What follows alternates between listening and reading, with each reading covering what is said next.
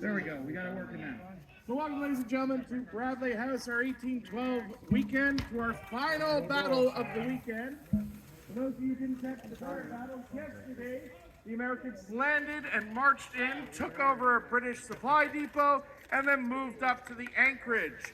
Earlier today, the British pushed the Americans back to their fortified position, and now they have them surrounded and are bombarding them with artillery, which were the loud booms that you heard. Now, the artillery was truly the king of the battlefield of 200 years ago, not just because of how big it is, but of how powerful it is. Artillery of this time period was designed to cut through the huge ranks of men marching across the field. In fact, the light guns the British are using today, they are actually been tested back 200 plus years ago, and they found that it could clean through up to as many as 14 human beings. For you bloody-minded folks, if you want to know how to come see me afterwards. Now, the way they cleaved through the ranks was by firing the cannonball at a low angle, so it would skip, much like skipping a stone across a pond.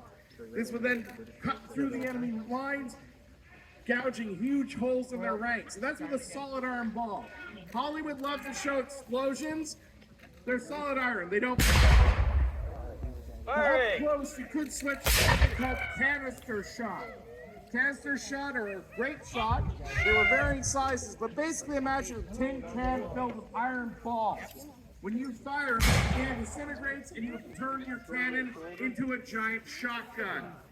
They said when it was flying through the air, one account of the time period said it sounded like locusts descending upon the pharaohs of old, and when it hit, they said it sounded like fabric being torn in two. There's one more gruesome detail, and you know what? I've been good about not telling them, so I'm going to tell you this one. They said that when it hit men, the aftermath looked like butchered horse flesh. So you definitely do not want to get anywhere near the front of a cannon. So the Americans will try their best to defenses. They will try to find some sort of cover. But unfortunately, they've had to rely on simple abatis, like you see in front of them. Now, an abattis, a full proper one, would probably be about 5 feet high. It's made of uprooted trees, the roots tangled together, shivered, angled outwards. It acts like barbed wire, tangling up the enemy. At the British invaders! Fire! Bravo! Get up! Fire!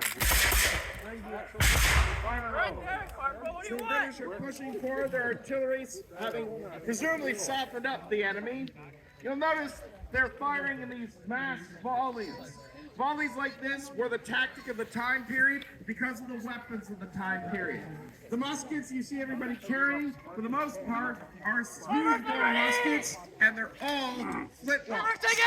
So if you look close when they shoot, the spark at the back of the gun, that is what strikes against a piece of steel to create a...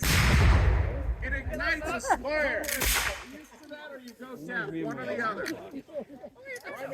So it sets off that powder in that pan. It sends a flame through a tiny hole at the base of the barrel called the touch hole, which ignites the main charge and sends everything out the end. So watch when they shoot. You'll see 2 flashes, one at the back and one up the muzzle.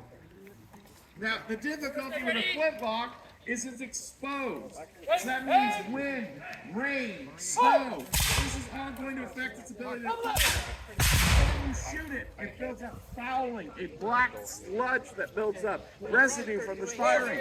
And it does not take long for these guns to be able to fire anymore. Fire! These are better clubs than they are. Okay. Now the other problem. Tuck back a bit, please. Tuck back a bit.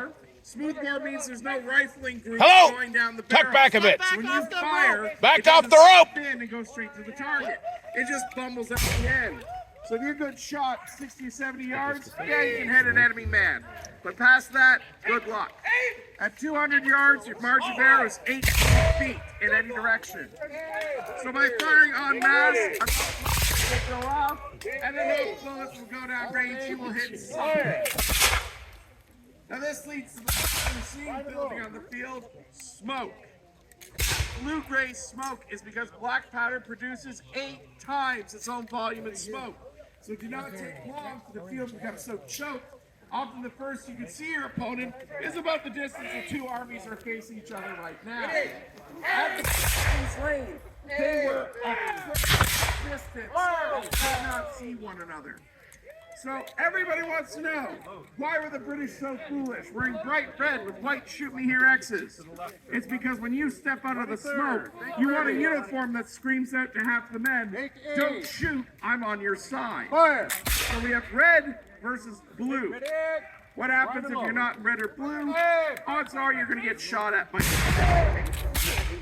At the Battle of Lundy's Lane, there was a green-coated Canadian regiment, the Glengarry Light Infantry, and more men to the British than to the Americans in the thick smoke. And there was an American unit wearing gray that for 20 years was being shot at by both sides. That poor soldier out of here.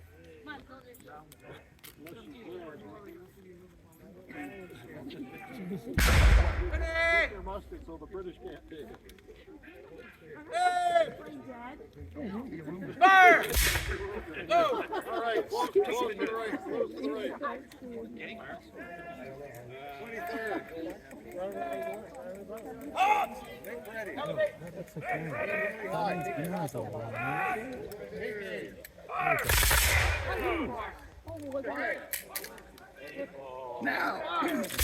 Now, I'm sure in the crowd here we have some very hardy Canadians.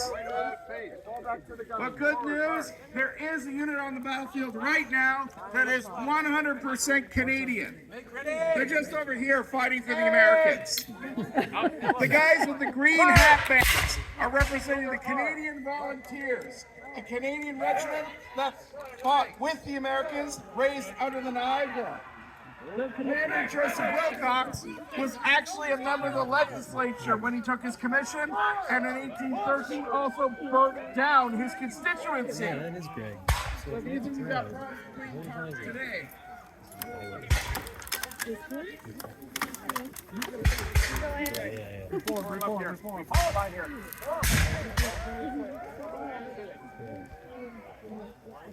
Give the command, sir. Bench ready! Set! Elevate! Elevate! Fire! Ram and load! For those of you who are worried about that traitor I mentioned, his name was Joseph Wilcox, but he did get what he deserved. In 1814, at the siege of Fort Erie, he was shot and killed in a skirmish, and he got the best ending you could get as a Canadian traitor. He got buried in Buffalo.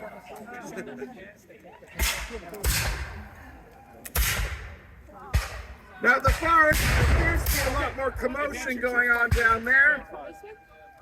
41st! March! Halt! Next, ready! Reset! Fire!